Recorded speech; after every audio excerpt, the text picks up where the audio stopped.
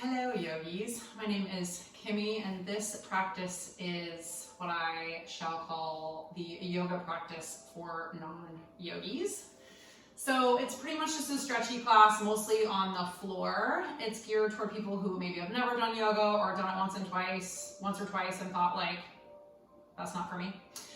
So yoga's for everyone, there's just all different styles. So this is intended to be approachable for anyone, all ages, types, bodies, the whole 9 yards. This practice is for you. Certainly people who have done yoga before can benefit from it too, as it's just a lot of stretches and hopefully a lot of yumminess. So to get this practice started, just a little blanket. I mean, I have like a yoga blanket, but you can have really any blanket or towel would be appropriate, and find it and perhaps sit yourself up on it a little bit, maybe so that your sits bones are a little bit forward of the blanket, which allows your spine to lengthen and allows you to soften into the hip flexors. And I'm going to try to make this kind of short-ish. Certainly if you get in a stretch that I've put you in and it seems amazing and you want to stay longer, then just like pause the video and stay as long as you need. So you can kind of customize the practice to your body's needs for today or whatever day if you repeat it. So just take a moment and sit up nice and tall, seeing if you can stack the head right over the shoulders and the shoulders right over the hips to get that nice long spine. And let the shoulders soften down the back to create space all in the neck. Let the eyes soften or just close all the way, maybe a gentle gaze over the tip of the nose. In yoga, the breath is in and out through the nose, called the Ujjayi breath or victorious breath. In theory, it is meant to help us gain victory over our thoughts and to connect the mind to the body. So it's a conscious breath, and it is a little hollowing out of the base of the throat, a constriction there, so as to slow the breath down and restrict the amount of air that enters the lungs at one time, but we actually want to fill the lungs fuller. So imagine that space in the pit of your belly, and that's where you want to start to draw the air and start to let it travel and unfurl all the way into the depths of the lungs. And as you fill up, you start to feel the ribs expand away from one another, perhaps the collarbones rise and spread apart, and there becomes a little sound associated with the breath, like the sound of a distant ocean. Just a couple breaths without me talking.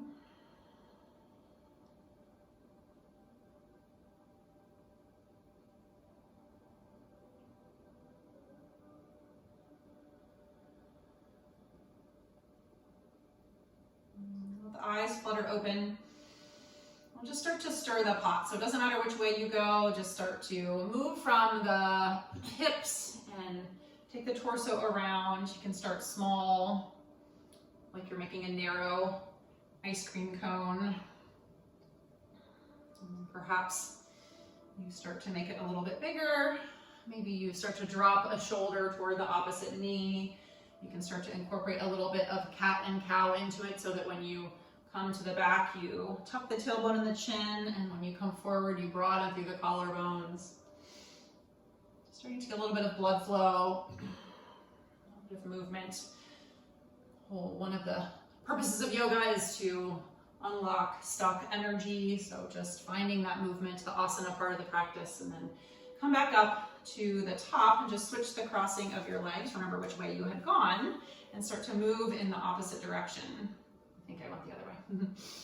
So just taking it, starting with those smaller circles, maybe not quite as expressive to start, and then as you start to warm up, starting to make them a little bit bigger, a little bit fuller.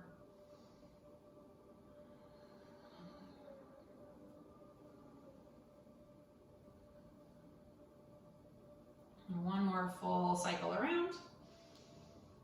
And settling back up at the top. We're just going to go ahead and move over into 4 points. So you might want your blanket or towel to support your knees, just giving yourself a little bit of compassion. So in 4 points, the shoulders are stacked right over the wrists and the hips right over the knees. And we're just going to take a couple rounds of cat and cow here. So on the inhale, let the belly fall toward the earth. Lift the tailbone and broaden through the collarbones. And then exhale, tuck the tailbone, tuck the chin. Really press the floor away and create space in the upper back, carving out the belly. And 2 more rounds with your breath. Fill up. Exhale, round and tuck. Inhale, open it up.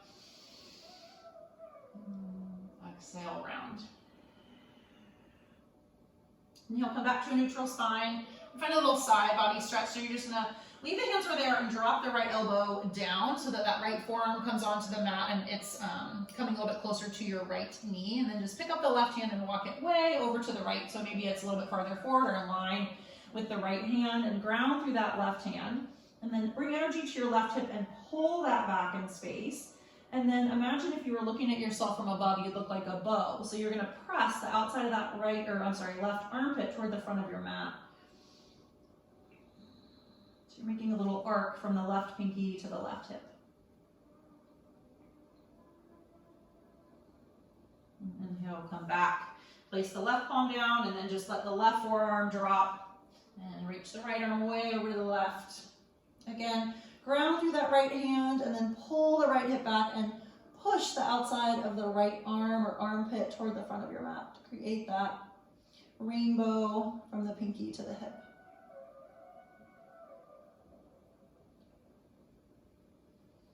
Inhale, come back up to your 4 points and start to extend that right leg back. Come onto the ball of the right foot and shift the shoulders back behind the wrists, and the heel presses toward the back of the mat to stretch into the calf.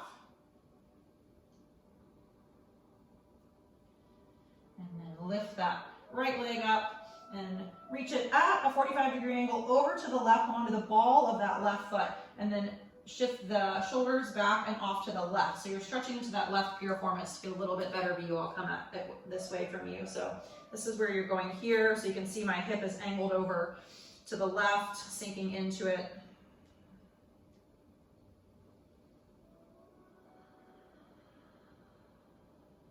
Inhale, come back to center, and then just take that calf stretch to the left side. So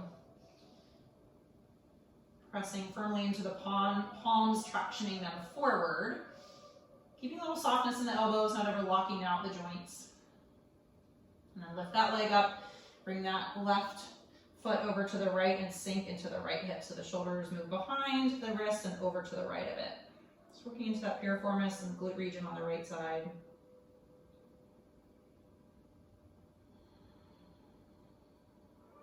Coming back to your 4 points.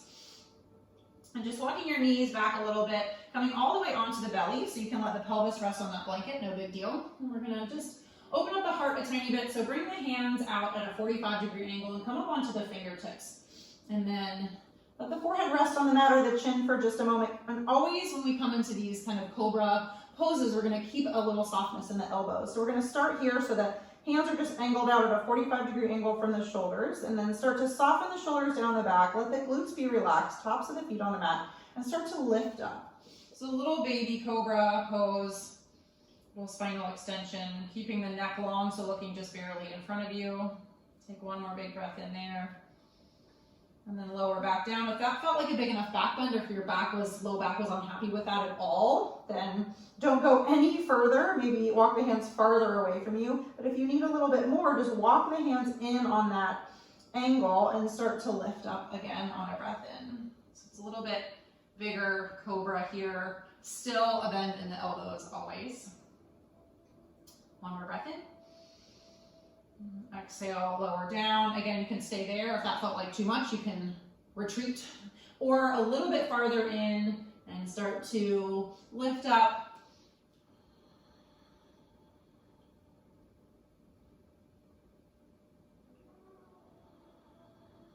One more breath in. And then exhale, lower down. Just stack the hands so that you can rest a cheek on the back of them, and take a bend in the knees with the lower legs windshield wiper to the left and the right, releasing into the low back. And we'll press back through a very brief child's pose. So just lift the hips up and back. Knees can stay together. You can bring them wide, letting them rest on your blanket. Walk the hands forward. And let the hips settle back and down. Just surrendering to gravity for a moment. One more breath in. Exhale, let it go. Make your way to a downward facing dog. Hands are about shoulders distance apart, maybe a tiny bit wider. Feet are hips distance apart, or maybe a tiny bit wider. Toes angle in just a little bit, so you have a little internal rotation of the legs, and maybe the hands rotate out just a tiny bit. A little softness in the knees, or maybe a big bend in the knees. And press all the way up to the finger pads, let the chest melt back toward the thighs. The heavy, heavy B, a little bit of traction for the neck.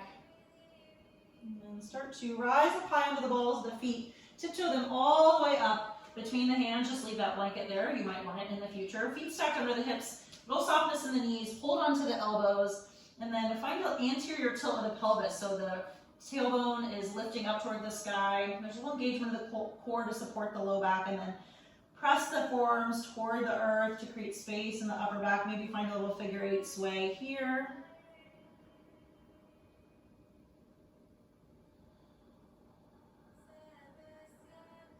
Releasing the clasp. And take a breath in, lengthen the spine forward. Draw the sits bones apart from one another. And exhale, bow it down. Root into the outer blades of the feet and rise all the way up to stand with a nice long spine. Arms reach above the head, palms touch. Exhale, hands make their way to the heart. Inhale, lift it all the way back up. A little bend in the knees, press the hips back, bow back over the legs. Breathe in and lengthen. Breathe out, we're just gonna step that left foot back, drop onto the back, that left knee. Get the right knee stacked right about over the right ankle. Maybe it starts to shift a little bit forward, that's totally fine. You can leave the back toes curl under or come onto the top of the foot. And then lift the heart up, scissor the inner thighs toward one another and let the hips hammock down and forward, working that stretch into the left hip flexor. Sending breath into that space.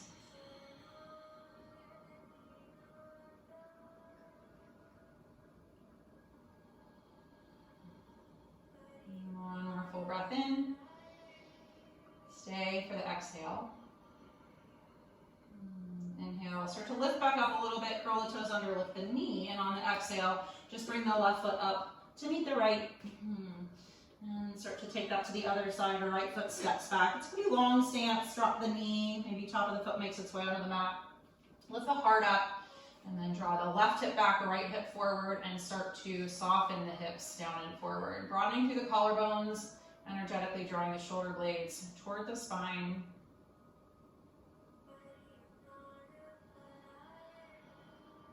Softness in the face, no tension in the jaw. One more breath in. Exhale, let it go. Inhale, curl the back toes under, lift the hips and the knee.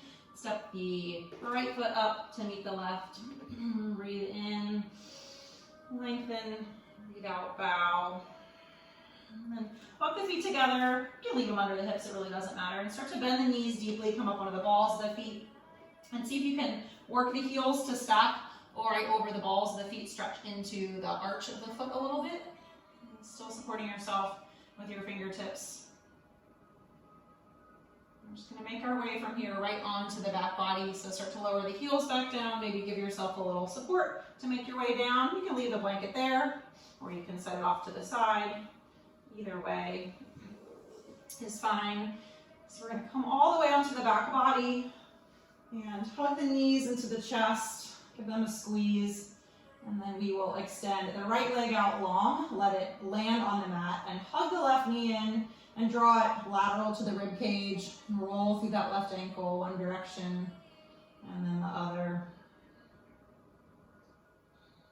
And we're going to bring that knee directly back over the chest. Interlace the fingers behind the hamstring. We're going to work toward a hamstring stretch. So flex the left toes back toward you and start to lengthen that left leg. So it absolutely does not need to be straight to feel a lot of sensation in that left hamstring. And certainly the more the leg is away from you, the less intense it is. The more you draw it toward you, the more intense it gets. So just work that stretch into the belly of the muscle, not entertaining any kind of angst or distress in the attachments at the knee or up where it attaches, or most of it to the ischial tuberosity. One more full breath in there. Bend the right knee, plant the sole of the right foot on the mat, and cross the outer left ankle on top of the right knee for a little figure four action.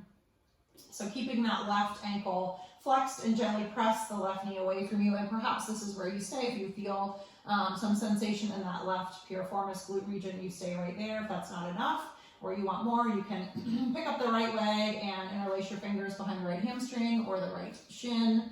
And use that left elbow just below or above the knee, depending on how you're looking at it, to press that left knee away from you. And then if you notice, you probably rock a little bit to the left. That takes some intensity out of the stretch or integrity. So if you want to amp it up a tiny bit, you just make sure that that right knee is aligned right with the right shoulder. So that left hip may lift just a little bit up off of the mat. And certainly the more you pull that left shin toward you and the right leg toward you, the more intense it will get.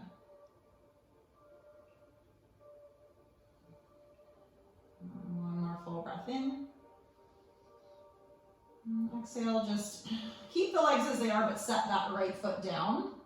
Releasing the clasp, we're gonna press into the right foot, pick the hips up, move them just a bit to the left, and then let the whole lower body fall over to the right. So that whole outside of the right leg makes its way onto the mat, the sole of the left foot. Use your right hand to ground that left ankle or foot down onto the mat, and then pick the chest up, re-square it toward the sky so both shoulder blades are grounded.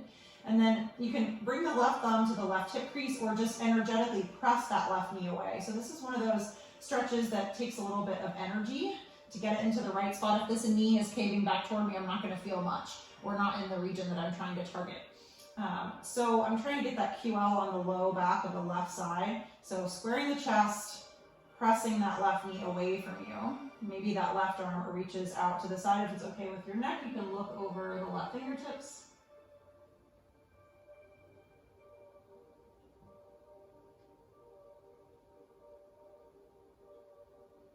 One more full breath in. And exhale, start to unravel, coming back to center. And reposition the hips to the center of the mat. Place the sole of the left foot down. Maybe just bring the feet a little bit wider than hips distance apart and start to windshield wiper the legs from side to side. And taking that to the other side. So the left leg will extend, right knee hugs into the chest. Give it a squeeze, draw it toward the outside of the ribcage, roll through that right ankle one direction and then the other. And draw it back to the center, interlace the fingers behind that right hamstring, flex the right toes back toward the knee and start to lengthen that right leg. Notice that this side may seem like it doesn't even belong to the same family tree as the other side. So this side may be way more open or way less open. So just honor that and be respectful of it. Go to the same depth of sensation, not necessarily same aesthetics. So there is no place for aesthetics in yoga despite popular belief. It's all about how it feels and the benefit that the pose is having in your body, not at all how it looks. Take one more breath there. And then bring the sole of the left foot to the mat so you can cross the outside of the right ankle on top of the left knee, keeping that left ankle flexed. And then maybe press that right leg away from you, or if it serves you, pick up the lower body and draw that toward you, pressing just gently the right knee away with the right elbow or right below the knee. And then align the left knee with the left shoulder.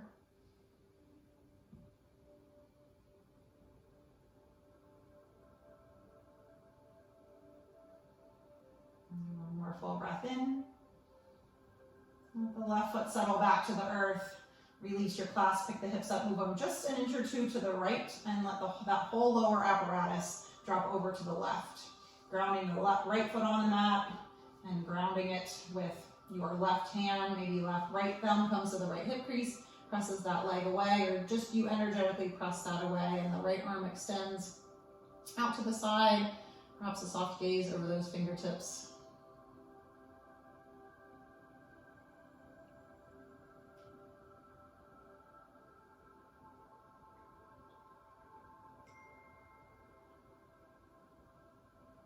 One more full breath in. And exhale, unwind, coming back to the center, plant that left foot, pick the hips up, move them back to the middle, plant the right foot again, widen the stance a bit with the feet, windshield wiper to side, and then you can leave the feet wide and just let the knees tent in toward one another, or you can bring the soles of the feet together and let the knees splay apart from one another for Baddha Konasana. So if you're here, you can just rest the hands on the inner thighs, Or you can take goalpost arms or just directly out to the side. You can clasp the elbows above the head. And just let the breath start to come back to normal if you were still entertaining that Ujjayi breath. And if you have time on your side and the opportunity to take a Shavasana, I invite you to please honor that opportunity and lay in stillness and silence and peace for as long as you have the opportunity to do so. You can stay right here. You can lengthen out the limbs, letting the feet splay out, palms face up, fingers curl in, giving up to gravity, letting all of the facial muscles soften, sending a softening breath to all the other spaces in your body.